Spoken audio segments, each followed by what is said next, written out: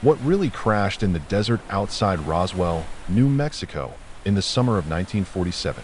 Was it simply a weather balloon, as the United States military later claimed? Or was it something far more extraordinary, something not of this world? Nearly 8 decades later, the Roswell incident remains one of the most debated and controversial events in modern American history, a story that sits at the crossroads of government secrecy, Cold War paranoia, and humanity's deepest question: are we alone?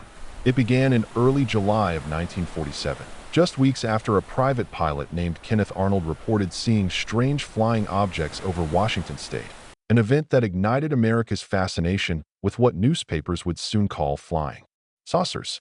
The country was already on edge. The Second World War had ended only 2 years earlier. The atomic bomb had changed the balance of global power. The Cold War was beginning to cast its long shadow.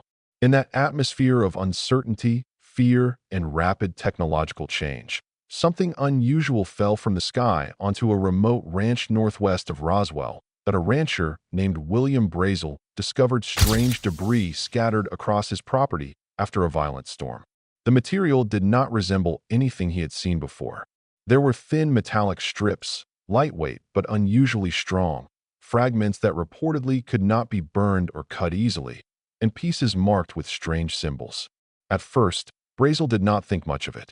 But as national headlines filled with stories about flying discs, he began to wonder whether what he had found might be connected.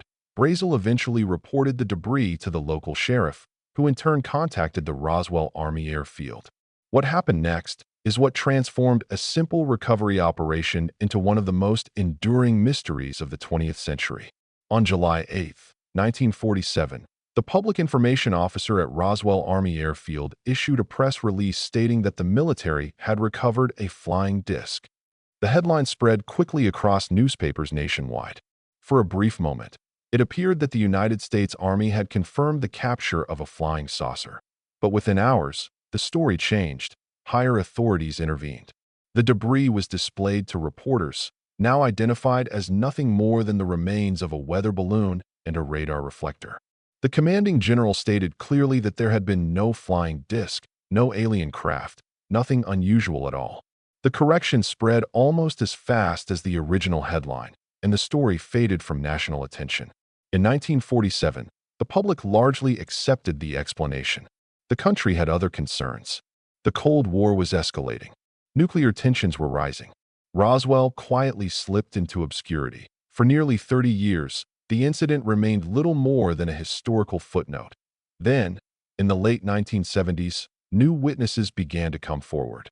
Former military personnel claimed that what had been recovered was not a balloon, but a structured craft of unknown origin.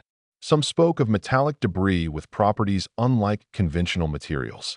Others made even more extraordinary claims that small, non-human bodies had been recovered from the crash site and transported to military facilities.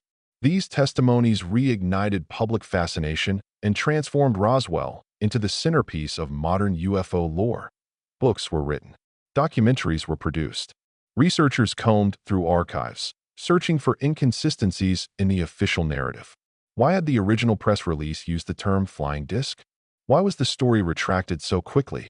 Why did some witnesses describe debris unlike any balloon material known at the time? Skeptics argued that memories after 3 decades could not be fully trusted.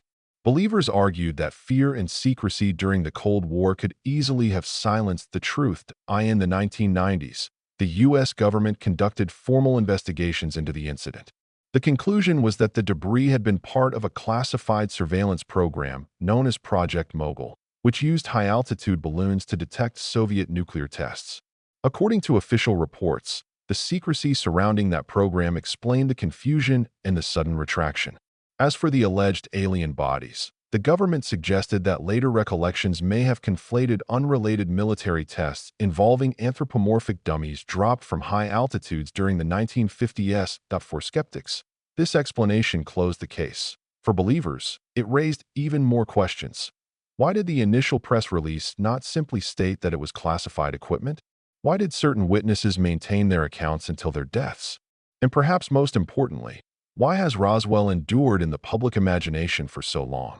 The answer may lie not only in the evidence, But in the psychology of the era, Roswell occurred at a moment when humanity had just unlocked the power of the atom. Rockets were no longer science fiction. Radar had changed warfare. Technology was advancing at a pace that felt almost alien. At the same time, fear of the Soviet Union and government secrecy became normalized. In such a climate, the idea that authorities might conceal something extraordinary did not seem impossible. Trust was fragile. The sky itself had become a symbol of both progress and threat. Whether Roswell was a misidentified balloon, a classified Cold War project, or something beyond human technology, it marked the beginning of a cultural shift. UFO sightings increased dramatically after 1947. Science fiction entered mainstream cinema. The image of a crashed flying saucer in the desert became one of the most powerful symbols of 20th century mystery. And yet, despite decades of investigation, no physical evidence conclusively proves the extraterrestrial hypothesis. No verified materials of non-human origin have been publicly presented. No official document confirms alien recovery. What remains are testimonies, inconsistencies, and a single press release that lasted only a few hours before being withdrawn. Perhaps that is why Roswell continues to fascinate us. It exists in the space between certainty and doubt. It forces us to confront two possibilities that are equally unsettling. Either we are being told everything and the mystery is simply human error, or we are not being told everything and something extraordinary once lay in the New Mexico desert that in the end, Roswell may say less about aliens and more about us. About how we respond to uncertainty. About how rumors become legends. About how a single headline can echo across generations. The desert outside Roswell remains quiet today, but the questions that began there in 1947 still linger in the American imagination. And perhaps the most haunting part of the story is this. For a few brief hours, the United States Army itself told the world it had captured a flying disc. Then it took those words back. Was it a mistake? Or was it the truth revealed too soon?